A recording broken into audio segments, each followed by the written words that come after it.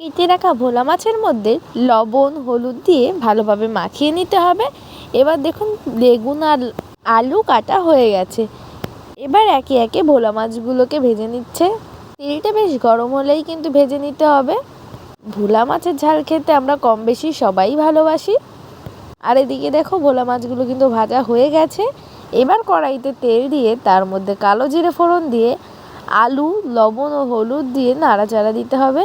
নাড়িয়ে চাড়িয়ে নেওয়ার পর আদা রসুন ও সর্ষে বেটে রাখা দিয়ে তার মধ্যে লবণ ও হলুদ দিয়ে ভালো করে কিন্তু কষিয়ে নিতে হবে।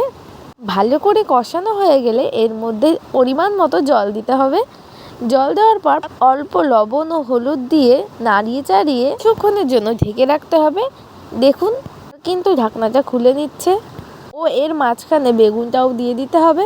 এবার একে একে ভেজে রাখা মাছগুলো দিয়ে নিলেই রেডি ভোলা মাছের ঝাল।